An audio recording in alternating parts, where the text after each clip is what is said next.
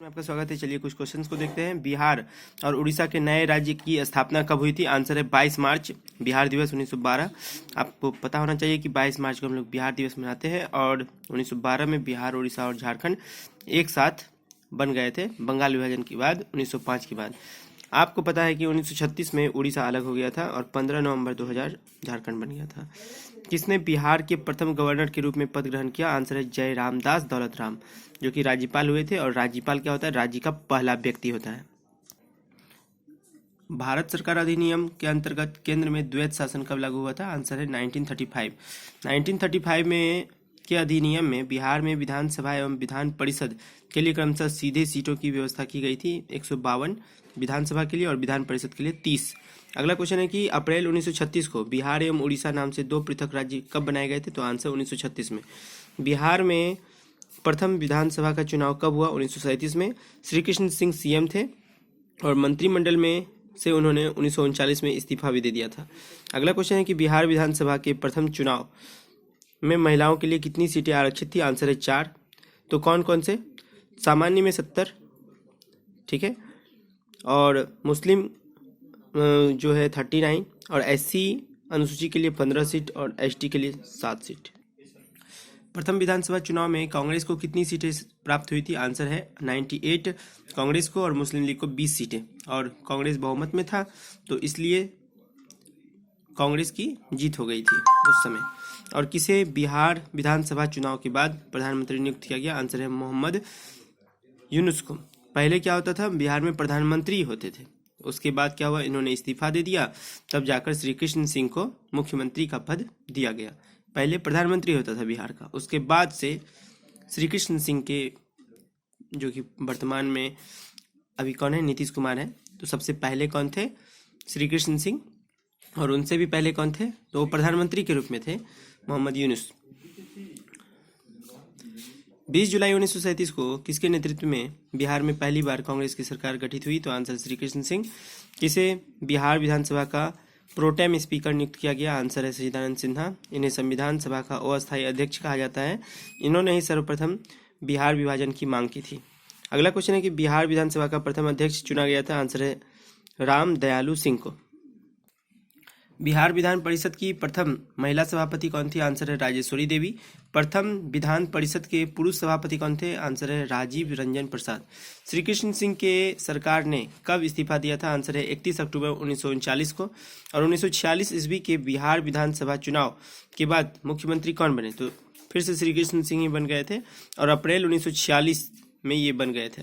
और 1946, अगला क्वेश्चन है, 1946 संविधान सभा के लिए कितने सदस्य निर्वाचित हुए थे? तो आंसर है 39। अगला क्वेश्चन है कि बिहार स्वतंत्रता के बाद में पहला चुनाव कब हुआ था? आंसर है 1952 में। इसमें 330 सीट पर 330 सीट पर चुनाव हुआ था और एक मनोनीत सदस्य का प्रावधान था। 31 जनवरी 1961 तक सीएम श्री कृष्ण सिंह रहे। अगला क्वेश्चन है कि विभाजन के समय बिहार में कितने जिले थे? तो आंसर है 55।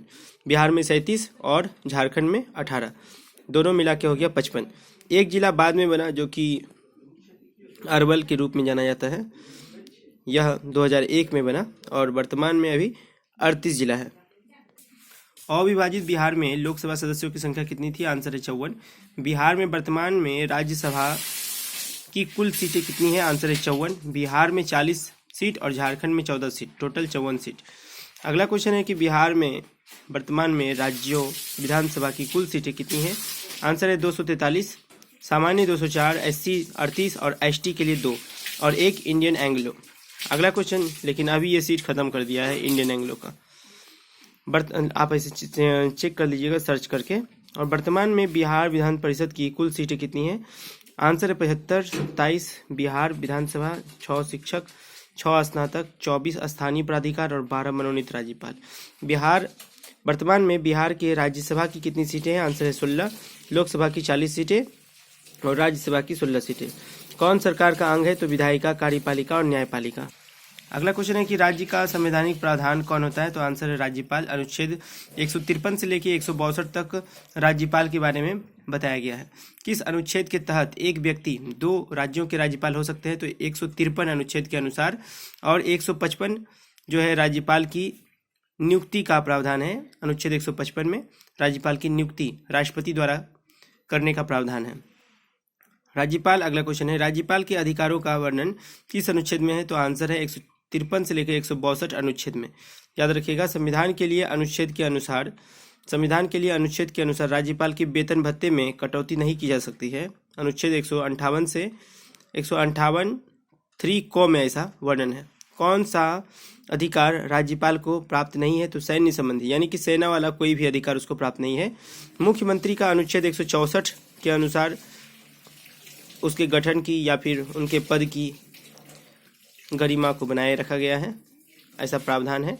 और मंत्रिपरिषद विधानसभा के प्रति उत्तरदायी होता है, ये आपको जानना चाहिए। और 165 राज्य महाधिवक्ता की नियुक्ति का प्रावधान है। 165 का मतलब अनुच्छेद 165 के अंतर्गत राज्य महाधिवक्ता की नियुक्ति का प्रावधान है, और ये भी राज्यपाल ही करेगा। ठीक है, मुख्यमंत्री का भी राज्यपाल ही करेगा। क्या? तो शपथ दिलाएगा, उसकी नियुक्ति करेगा। ठीक है, राज्यपाल द्वारा विधान परिषद में कुल कितने सदस्यों को मनोनीत किया जा सकता है या किया जाता है? तो आंसर है 1/6। किसे यह अधिकार है कि वह राज्य विधान मंडल का सत्र बुला सकता है? आंसर है, या विघटन कर सकता है? आंसर है राज्यपाल। किसके द्वारा राज्य विधान मंडल में वार्षिक वित्त प्रतिवेदन प्रस्तुत किया जाता है? आंसर है राज्यपाल। संविधान के किस अनुच्छेद के तहत राज्यपाल अध्यादेश जारी करता है? आंसर है अनुच्छेद 213 और 123 के अंतर्गत राष्ट्रपति को है। ठीक है, राज्यपाल को अनुच्छेद 213 के अंतर्गत और राष्ट्रपति को 123 के अंतर्गत, याद रखेंगे। और संविधान के किस अनुच्छेद के तहत राज्यपाल राज्य में राष्ट्रपति शासन की सिफारिश कर सकता है? तो अनुच्छेद 356 के तहत। लास्ट क्वेश्चन है कि संविधान के किस अनुच्छेद के तहत राज्यपाल किसी विधेयक को राष्ट्रपति के लिए सुरक्षित रख सकता है? तो अनुच्छेद 201 के तहत।